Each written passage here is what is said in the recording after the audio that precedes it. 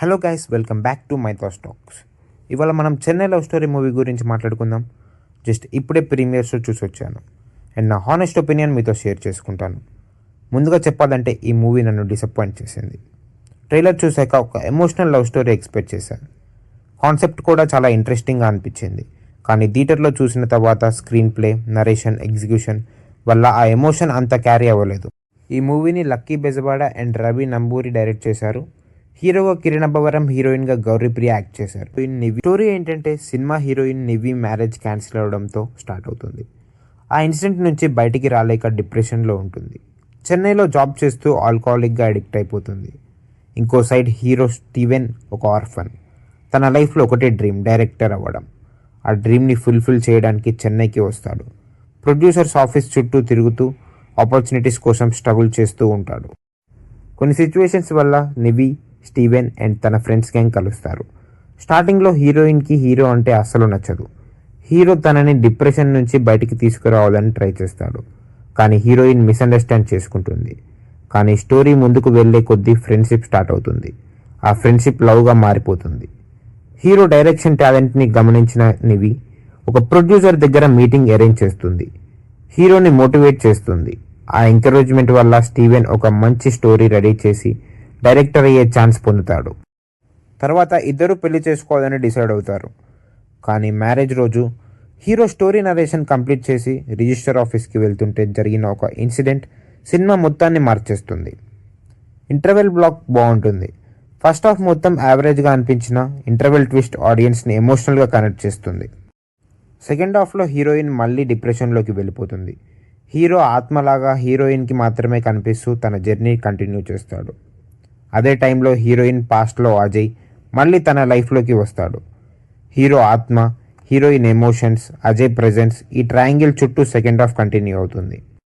Performances విషయానికి వస్తే గౌరీప్రియ ఈ మూవీకి బిగ్గెస్ట్ ప్లస్. ఎమోషనల్ సీన్స్లో తన యాక్టింగ్ చాలా న్యాచురల్గా ఉంది. కొన్ని సీన్స్లో ఆడియన్స్ని ఎమోషనల్గా కనెక్ట్ చేయడానికి తన పర్ఫార్మెన్స్ బాగా హెల్ప్ అయింది. కిరణ్ అబ్బవరం సిన్సియర్ పర్ఫార్మెన్స్ ఇచ్చాడు. ఎమోషనల్ సీన్స్లో ఎఫెక్ట్ కనిపిస్తుంది. కానీ రైటింగ్ వీక్ ఉండడం వల్ల క్యారెక్టర్ ఇంపాక్ట్ అంత స్ట్రాంగ్గా క్రియేట్ అవ్వలేదు. సెకండ్ హాఫ్లో కొన్ని డైలాగ్స్ మాత్రం క్రింజ్గా అనిపిస్తాయి. సపోర్టింగ్ క్యాస్ట్ అందరూ డీసెంట్గా పర్ఫామ్ చేశారు. డైరెక్షన్ గురించి చెప్పాలంటే లక్కీ బెజవాడ అండ్ రవి నంబూరి మంచి కాన్సెప్ట్ని సెలెక్ట్ చేశారు. కానీ ప్రాబ్లం కాన్సెప్ట్లో కాదు, ఎగ్జిక్యూషన్లో ఉంది.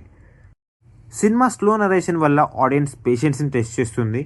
ఎమోషనల్ సీన్స్ని ఇంపాక్ట్తో చూపించాల్సిన ప్లేస్లో అన్నెసెసరీ సీన్స్ ఎక్కువ పెట్టారు. స్క్రీన్ ప్లే ఇంకొంచెం టైట్గా ఉంటే రిజల్ట్ కంప్లీట్గా డిఫరెంట్గా ఉండేది. మ్యూజిక్ గురించి చెప్పాలంటే బ్యాక్గ్రౌండ్ స్కోర్ యావరేజ్. తొలి ప్రేమే తోపు కాదే సాంగ్ మాత్రం బాగుంది. కొన్ని ఎమోషనల్ సీన్స్లో బీజిఎం సపోర్ట్ చేసింది. కానీ ఓవరాల్గా అంత మెమొరబుల్గా అనిపించలేదు. సినిమాటోగ్రఫీ విషయానికి వస్తే విజువల్స్ డీసెంట్గా ఉన్నాయి. చెన్నై లొకేషన్స్, బీచ్ విజువల్స్, కొన్ని రొమాంటిక్ ఫ్రేమ్స్ స్క్రీన్ మీద బాగానే కనిపిస్తాయి. ఇక పాజిటివ్స్ ఏంటంటే గౌరీప్రియ పర్ఫార్మెన్స్, ఇంటర్వెల్ బ్లాక్, కొన్ని emotional scenes, climax emotional ending, తొలి ప్రేమే తోపు కాదే సాంగ్, బేసిక్ కాన్సెప్ట్. నెగిటివ్స్ ఏంటంటే first and biggest negative screen play. Main story interval వరకు ప్రాపర్గా స్టార్ట్ అవ్వదు. మూవీ రన్ టైం చాలా లెంతీగా ఉంటుంది. చాలా సీన్స్ రిపీట్ అవుతున్నట్టే అనిపిస్తాయి. సెకండ్ హాఫ్లో స్పిరిట్ కాన్సెప్ట్ ఇంట్రెస్టింగ్గా స్టార్ట్ అయినా తర్వాత అదే ఎమోషన్ రిపీటెడ్గా ఉంటుంది.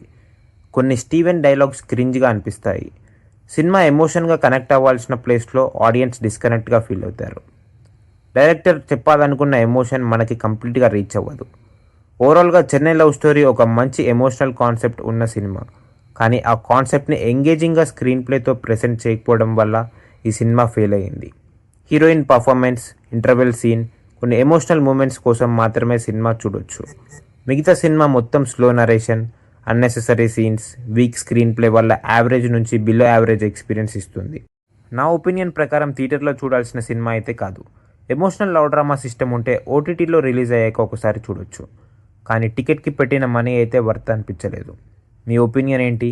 మీరు చెన్నై లవ్ స్టోరీ చూస్తే కామెంట్స్లో తప్పకుండా చెప్పండి.